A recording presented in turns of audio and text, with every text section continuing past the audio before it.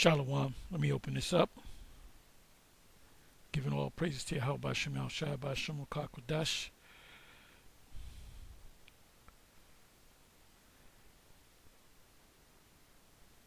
Giving all praise to Yahweh Shem Al Shai B'Shem Kodash. And shalom to the 144,000 and the rest of the elect out there. Shalom to you all. This is going to be real quick. There's a picture from after the split.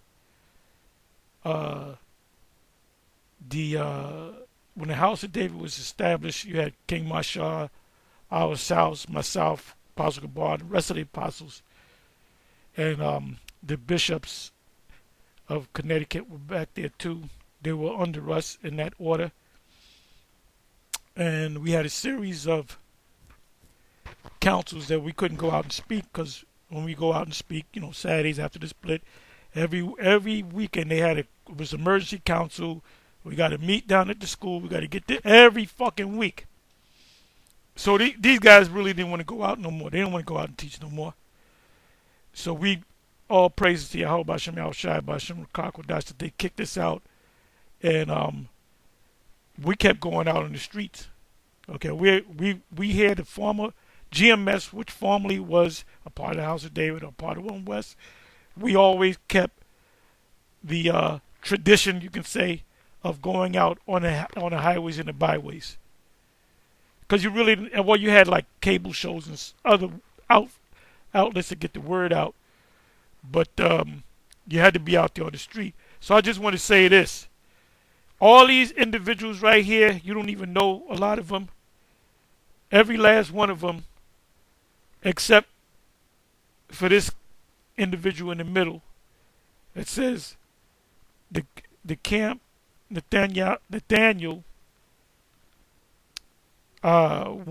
wants us to forget 12 tribes Israelite church during the 90s. So I guess they did change their name after they kicked out King Mashah, which they venerated him as a king, and he said, "Nah, this nigga ain't the king." And I told Mashah that. I said, "Look, they're gonna wind up kicking you out. They want their own thing going." So there was called 12 Tribes Productions and 12 Tribes Church, I guess, because they changed the name from House of David.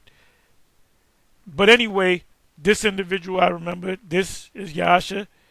This is Rahab. He's from Boston. I forget his name. This demon right here, Saadia, all right, Rum. And by the way, Vocab Malone had did an interview of him. He was out there somewhere in the West, Albuquerque, New Mexico, or whatever. And so when we saw the video, we said that's this. We call him the we call him the what do we used to call him, the Chinese water rat, and then we called him the serpent Satan. And this guy was the sidekick. They had a little YouTube page. Nobody was watching their pages. So I believe he kind of went back into the world. But every last one of these guys, I'm looking at their faces, every last one of these guys, you're not going to see them on YouTube. And if there is, they're going to, "No, brother, I'm here. I'm the guy right here." All these dudes right here is not even, based upon my information,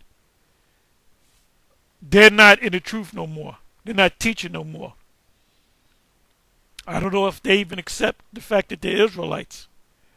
And then if you notice, this guy in the middle, Bishop, now check this out. He calls himself a Judite. Back then, he said he was a Gadite. And it says, now I don't know if this is a picture of him. I don't know if he put this stuff up or somebody put it together. It says Bishop Nathaniel, a.k.a. Elder Gad, because he said many years ago at One West that he was a Gadite. And this individual, Rahab, he claimed to be a Gadite, which he probably is. I met his father. His father was cool as hell. His father, to me, was more of a brother than this guy here, because he stabbed us in the back. But he claimed to be a Gadite, so I'll go with that. Based upon his father had it straight up, like if Ricard met him, he would have got his number and hung out with him. Yeah, he was the real deal. He had a brother too that wasn't in the truth, but they had went to a powwow. Let me see something. So it was himself. It was supposed to be all Gadites, but you had Simeon. I'm gonna see if that brother's there that died of a stroke, which was a cool brother. That brother was always cool. I can't see him, but he had passed. He had caught a stroke, and he had passed. So these little babies that you see, they're grown up. They're grown up. Some of these guys are dead. Some of these guys went back to the church. Where's this brother, the Simeonite brother? I forget his name. But he was a Roman Catholic, and then he went back to the Roman Catholic Church. So as far as it stands, unless somebody says no to I'm this guy. I'm still teaching. I'm in the so and so and such camp. Then I'll say okay, I stand corrected. But as far as I know, all these dudes fell off. Give me a second.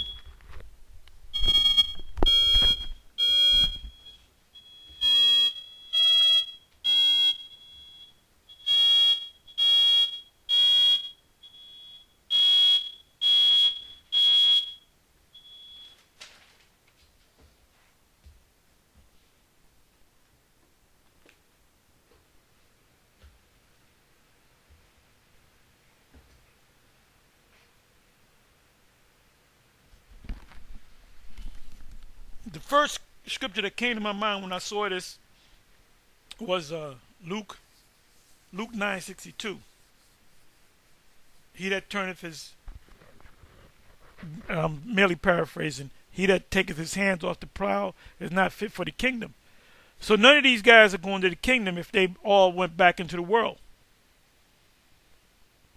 And this guy is just teaching some madness. He don't even teach reincarnation no more. So the truth is out of him. And these guys are from Boston. They did like a back thing, and Boston left King Marshall. You know. And why did all these guys fall off? Because there was no foundation. And then after that split, what they were saying is, oh, you can't keep the law. Now they teach about every other word, but you got to keep them laws. But back at this time, they're saying, no, you can't keep the laws. And you got to prove to us that you're not keeping the laws by eating pork in front of us.